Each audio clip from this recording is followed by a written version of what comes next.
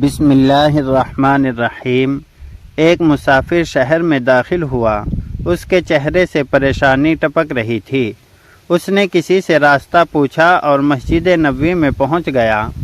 وہاں اللہ کے رسول صلی اللہ علیہ وسلم اپنے صحابہ اکرام رضی اللہ عنہم کے ساتھ تشریف فرما تھے۔ یہ آگے بڑھا، سلام کیا اور عرض کیا، یا رسول اللہ صلی اللہ علیہ وسلم، میں مسافر ہوں، دور سے آیا ہوں۔ مدینے میں میرا کوئی واقف جانکار نہیں، یعنی میرے پاس ٹھہرنے کی جگہ نہیں، میری مدد فرمائیں۔ آپ صلی اللہ علیہ وسلم نے اس وقت ازواج مطہرات سے معلوم کرایا کہ گھر میں کچھ کھانے کے لیے ہے۔ سب بیویوں کی طرف سے جواب ملا، آج فاقہ ہے۔ آپ صلی اللہ علیہ وسلم صحابہ رضوان اللہ عنہم کی طرف متوجہ ہوئے اور فرمایا، کوئی ہے جو اللہ کے اس بندے کو مہمان بنائے۔ نبی کریم صلی اللہ علیہ وسلم کا ارشاد سن کر ایک صحابی رضی اللہ عنہم اٹھے۔ ان کا چہرہ بہت نورانی تھا، بارونق تھا۔ انہوں نے عرض کیا، یا رسول اللہ صلی اللہ علیہ وسلم، مہمان کو میں اپنے ساتھ لے جاؤں گا۔ یہ کہہ کر وہ فوراً گھر کی چلا گیا۔ بیوی کو مہمان کی آمد کی اطلاع دی اور پوچھا، گھر میں کھانے کے لیے کچھ ہے؟ بیوی نے جواب میں بتایا، بچوں کے لیے تھوڑا سا کھانا پکایا ہے، اس کے سوا گھر میں کھانے کی کوئی چیز نہیں۔ ان صاحب نے کہا، کوئی بات نہیں، بچوں کو بہلا کر سلا دو، جب وہ سو جائے تو ہم ان کا کھانا مہمان کے آگے رکھ دیں گے۔ تم چراغ درست کرنے کے بہانے اس کو بجھا دینا، اندھیرے میں مہمان کھانا کھاتا رہے گا، ہم اس کے ساتھ بیٹھ کر یوں ہی منہ چلاتے رہیں گے، اس طرح مہمان کا پیٹ بھر جائے گا۔ غرض انہوں نے اسی طرح کیا، بچوں کو بہلا پھسلا کر سلا دیا، کھانا مہمان کے سامنے رکھا اور چراغ بجھا دیا۔ اس طرح صرف مہمان کھانا کھایا، دونوں بھی بھوکے رہے۔ مہمان کھانا کھا کر سو گیا۔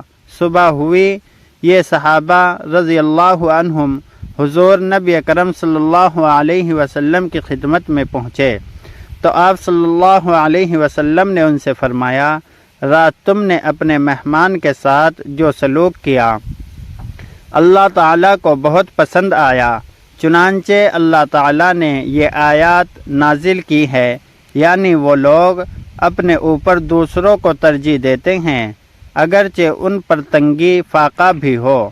آپ صلی اللہ علیہ وسلم کا یہ ارشاد سن کر صحابہ رضی اللہ عنہم کی خوشی کا کوئی ٹھکانہ نہ رہا۔ جس کی تعریف خود باری تعالیٰ کر دے، اس کی خوش قسمتی میں کیا شک رہ جاتا ہے۔ ایک روز یہی صحابی رضی اللہ عنہم آپ صلی اللہ علیہ وسلم کی خدمت میں حاضر تھے کہ آیات نازل ہوئی، یعنی ہرگز ثواب نہیں ملے گا جب تک کہ اپنے عزیز ترین دولت اللہ کی راہ میں خرچ نہ کرو۔ اس وقت یہ صحابی رضی اللہ عنہم مسجد نبوی کے سامنے ایک وسیع اور زیر خیز باغ کے مالک تھے۔ باغ تھا بھی بہت ہی فضا والا، اس میں ایک کنواں بھی تھا، اس کا نام برحا تھا۔ کنویں کا پانی بہت صاف اور شیریں تھا۔ حضور صلی اللہ علیہ وسلم اس کنویں کا پانی بہت شوق سے پیا کرتے تھے۔ مدینے میں اس قسم کی جائیداد بہت بڑی نعمت تھی، لیکن نبی کریم صلی اللہ علیہ وسلم کا یہ ارشاد سن کر یہ صحابی رضی اللہ عنہم اٹھے اور عرض کیا، یا رسول اللہ، میری محبوب ترین چیز یہ باغ ہے، میں اس باغ کو اللہ کے راستے میں دیتا ہوں، اور اگر یہ بات چھپ سکتی ہے تو میں اس بات کو ظاہر نہ کرتا، یعنی چھپا کر اللہ کی راہ میں دیتا۔ اس کی بات سن کر آپ صلی اللہ علیہ وسلم کا چہرہ مبارک چمک اٹھا۔ انہوں نے دعا دی اور فرمایا، تو پھر اس کو اپنے رشتہ داروں میں تقسیم کر دو۔ انہوں نے فوراً وہ باغ اپنے رشتہ داروں میں تقسیم کر دیا۔ یہ صحابی رضی اللہ عنہم جن کے دو واقعات آپ نے پڑھے، حضرت ابو طلحہ زید بن سہیل انصاری رضی اللہ تعالی عنہم تھے۔ آپ رضی اللہ عنہم کا تعلق خرج کے ایک خاندان سے تھا۔ اس خاندان کو آپ صلی اللہ علیہ وسلم نے انصار کے سب گھرانوں سے بہتر قرار دیا تھا۔ اس خاندان کا نام بنو نجا تھا۔ اسلام لانے سے پہلے یہ بت پرست تھے۔ لکڑی کا ایک بت انہوں نے اپنے گھر میں رکھا ہوا تھا، اس کی عبادت کرتے تھے۔ خوب کھانے پینے کے شوق تھے اور اس قسم کی محفلوں میں شریک رہتے تھے۔ اس زمانے میں انہوں نے بنو نجار کی ایک بیوہ خاتون ام سلیم رضی اللہ تعالی عنہ کو نکاح کا پیغام دیا۔ ام سلیم رضی اللہ تعالی عنہ اس وقت تک مسلمان ہو چکی تھی۔ اسلام کی روشنی میں مدینہ منورہ میں تیزی سے پھیل رہی تھی۔ حضرت مصعب بن عمیر رضی اللہ عنہ کو اللہ کے نبی صلی اللہ علیہ وسلم نے دین کی تعلیم کے لیے مدینہ بھیجا ہوا تھا۔ ان کی کوششوں سے دین تیزی سے پھیل رہا تھا۔ ام سلیم رضی اللہ عنہا کے ہاں اس وقت ایک بچہ پہلے خاندان سے تھا۔ بچے کا نام حضرت انس بن مالک رضی اللہ عنہم تھا۔ ام سلیم رضی اللہ تعالی عنہ بچے کی پرورش کر رہی تھی۔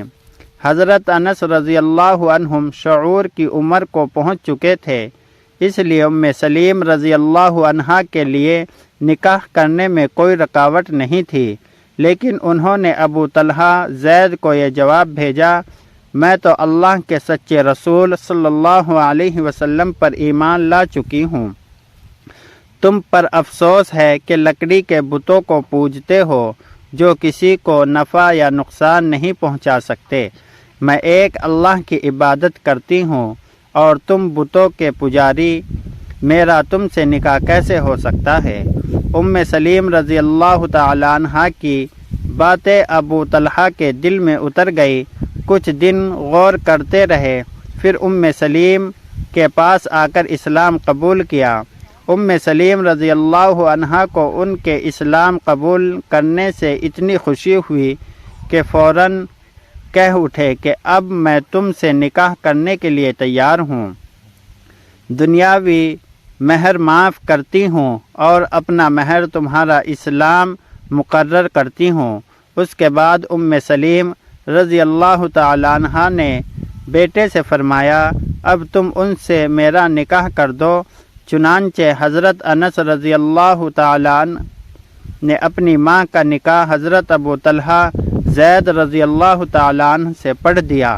وہ فرمایا کرتے تھے، میری والدہ کا نکاح ابو طلحہ سے عجیب مہر پر ہوا۔ نبوت کے 13ویں سال حضرت ابو طلحہ کے جا کر آپ صلی اللہ علیہ وسلم سے بیعت ہوئے۔ 2 ہجری کو بدر کے موقع پر ابو طلحہ رضی اللہ تعالی عنہ 1313 صحابہ میں شامل تھے، یعنی یہ بدری صحابی بھی ہیں۔ احد کی لڑائی میں جب جنگ کا پالسا مسلمانوں کے خلاف پلٹا تو ابو طلحہ رضی اللہ تعالی عنہ ڈھال لے کر آپ صلی اللہ علیہ وسلم کے سامنے کھڑے ہو گئے۔ ساتھ ہی آپ رضی اللہ تعالی عنہ نہایت جوش سے تیر پر تیر بھی چلا رہے تھے۔ اس دن ان کے ہاتھ سے 3 کمانیں ٹوٹی۔ اس دوران جب بھی نبی کریم صلی اللہ علیہ وسلم نے گردن اوپر اٹھا کر دیکھنے کی کوشش کی، ابو طلحہ نے فوراً کہا، میرے ماں باپ آپ پر قربان، گردن نہ اٹھائیں، کوئی تیر نہ لگ جائے، میرا سینہ آپ کے سینے کے سامنے ہے۔ آپ صلی اللہ علیہ وسلم کی حفاظت کرتے کرتے ان کا ایک ہاتھ شل ہو گیا۔ آپ صلی اللہ علیہ وسلم نے ان کے جذبے کو دیکھ کر فرمایا، ابو طلحہ کی آواز 100 آدمیوں سے بہتر ہے۔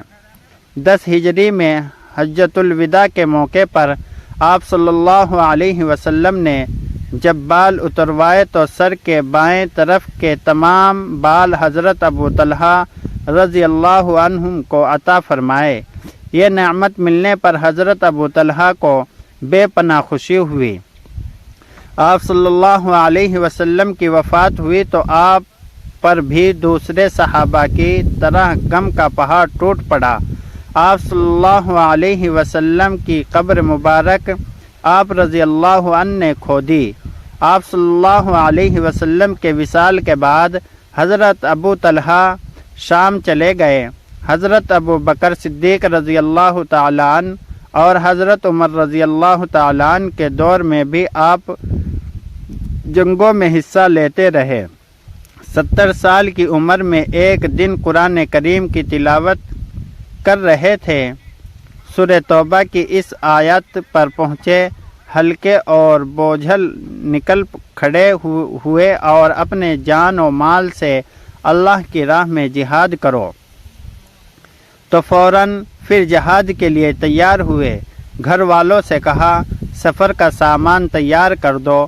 انہوں نے بہت کہا کہ آپ اس عمر میں جہاد کے لیے جائیں گے، آپ کی جگہ ہم چلے جاتے ہیں، لیکن یہ نہ مانے اور روانہ ہو گئے۔ اس زمانے میں ایک سمندری مہم ہو رہی تھی، اس میں شامل ہو گئے اور سفر کے دوران ہی انتقال کر گئے۔ جہاز 7 دن بعد ایک جزیرے کے کنارے پہنچا۔ اس وقت تک آپ کی نعش بالکل درست حالت میں جہاز پر رہی، ذرہ برابر بھی اس میں تبدیلی نہ ہوئی۔ لوگوں نے آپ کو اس جزیرے میں دفن کیا۔ 51 ہجری میں وفات پائی اور اللہ ان سے راضی ہو۔ ناظرین اکرام، پیارے رسول اللہ صلی اللہ علیہ وسلم کے ایک اور صحابی حضرت ابی بن کعب رضی اللہ تعالیٰ عنہ دربار نبوت صلی اللہ علیہ وسلم میں وحی کے کاتب تھے، اور یہ ان 6 صحابوں میں ہیں جو عہد نبوی میں پورے حافظ قرآن ہو چکے تھے اور حضور اکرم صلی اللہ علیہ وسلم کی موجودگی میں فتوے بھی دینے لگے تھے۔ صحابہ اکرام ان کو سب قاریوں کا سردار کہتے تھے۔ رسول اللہ صلی اللہ علیہ وسلم نے اس موقع پر فرمایا، قرآن مجید کو 4 آدمیوں سے سیکھو: حضرت عبداللہ بن مسعود، ابو حذیفہ کے غلام حضرت سالم، حضرت معاذ بن جبل اور حضرت ابی بن کعب رضی اللہ تعالی عنہ۔ حضرت عمر فاروق رضی اللہ تعالی عنہ فرماتے ہیں کہ وہ سید المسلمین، مسلمانوں کے سردار تھے۔ ان کی ایک مشہور کرامت یہ ہے کہ انہوں نے حضرت جبرائیل علیہ السلام کی آواز سنی۔ اس کا واقعہ یہ ہے کہ حضرت انس رضی اللہ تعالی عنہ راوی ہیں کہ حضرت ابی بن کعب رضی اللہ تعالی عنہ نے کہا کہ میں ضرور مسجد میں داخل ہو کر نماز پڑھوں گا اور اللہ تعالیٰ کی ایسی تعریف کروں گا کہ کسی نے بھی ایسی نہیں کی ہوگی۔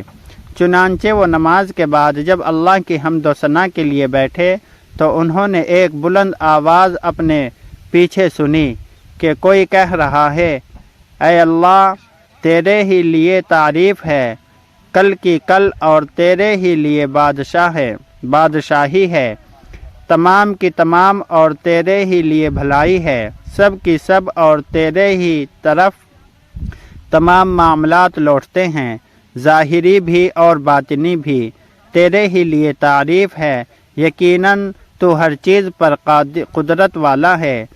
میرے ان گناہوں کو بخش دے جو ہو چکے ہیں، اور میری عمر کے باقی حصے میں تجھے جو اچھے اعمال کی توفیق دے، اور تو ان اعمال کے ذریعے مجھ سے راضی ہو جا اور میری توبہ قبول فرما لے۔ حضرت ابی بن کعب مسجد سے نکل کر رحمت عالم صلی اللہ علیہ وسلم کے دربار میں حاضر ہوئے اور ماجرا سنایا۔ آپ صلی اللہ علیہ وسلم نے فرمایا، تمہارے پیچھے بلند آواز سے دعا پڑھنے والے حضرت جبرائیل علیہ السلام تھے۔ حضرت ابی ابن عباس رضی اللہ تعالیٰ عنہ فرماتے ہیں کہ حضرت عمر فاروق ایک قافلے کے ساتھ مکہ مکرمہ جا رہے تھے۔ میں اور حضرت ابی بن کعب رضی اللہ تعالیٰ عنہ دونوں اس قافلے کے پیچھے چل رہے تھے۔ ناگا ایک بدلی اٹھی تو حضرت ابی بن کعب نے فرمایا کہ یا اللہ ہم کو اس بدلی کے اذیت سے بچا لے اور اس بدلی کا رخ پھیر دے۔ چنانچہ بادل کا رخ پھر گیا اور ہم دونوں پر بارش کی ایک بوند بھی نہ گری۔ لیکن جب ہم دونوں قافلے میں پہنچے تو ہم نے یہ دیکھا کہ لوگوں کی سواریاں اور سب سامان بھیگے ہوئے ہیں۔ ہم کو دیکھ کر حضرت عمر فاروق نے فرمایا کیا یہ بارش جو ہم پر ہوئی ہے تم لوگوں پر نہیں ہوئی؟ میں نے عرض کیا اے امیر المؤمنین، حضرت ابی بن کعب رضی اللہ تعالیٰ عنہ نے بلی دیکھ کر اللہ سے دعا مانگی کہ ہم اس بارش کی ایزار سے بچ جائیں، اس لیے ہم پر بارش بالکل نہیں ہوئی اور بدلی کا رخ پھر گیا۔ یہ سن کر حضرت عمر فاروق نے فرمایا تم دونوں نے ہمارے لیے کیوں نہیں دعا مانگی؟ کاش تم ہمارے لیے بھی دعا مانگتے تاکہ ہم لوگ بھی اس بارش کی تکلیف سے محفوظ رہتے۔ ایک دن حضور علیہ السلام نے ارشاد فرمایا کہ بخار کے مریض کو اللہ تعالیٰ بہت زیادہ نیکیاں عطا فرماتا ہے۔ یہ سن کر حضرت ابی بن کعب رضی اللہ تعالیٰ عنہ نے یہ دعا مانگی کہ یا اللہ میں تجھ سے ایسے بخار کی دعا مانگتا ہوں جو مجھے جہاد اور بیت اللہ شریف کے سفر اور مسجد کی حاضری سے نہ روکے۔ آپ رضی اللہ تعالیٰ عنہ کی دعا قبول ہوئی۔ چنانچہ آپ رضی اللہ تعالیٰ عنہ کے صاحبزادے کا بیان ہے کہ میرے والد حضرت ابی بن کعب کو ہر وقت بخار رہتا تھا اور بدن جلتا رہتا تھا، مگر اس حالت میں بھی وہ حج و جہاد کے لیے سفر کرتے اور مسجدوں میں بھی حاضری دیتے تھے اور اس قدر جوش و خروش کے ساتھ ان کاموں کو کرتے تھے کہ کوئی محسوس بھی نہیں کر سکتا تھا کہ یہ بخار کے مریض ہیں۔ اللہ اکبر۔ اللہ پاک ہمیں بہتر عمل کرنے کی توفیق عطا فرمائے۔ اللہ پاک ہمیں صحابہ اکرام رضی اللہ تعالی عنہم سے سچی محبت عطا فرمائے۔ اللہ پاک میری اور آپ کی بخشش فرمائے، آمین یا رب العالمین۔ محترم ناظرین، اگر یہ بیان آپ کو اچھا لگا تو ہماری ویڈیو کو لائک اور سبسکرائب کریں اور ہمارے چینل کو زیادہ سے زیادہ شیئر کریں۔ جزاک اللہ خیرا۔ السلام علیکم ورحمۃ اللہ وبرکاتہ۔ جزا اللہ محمد ما وآلہ۔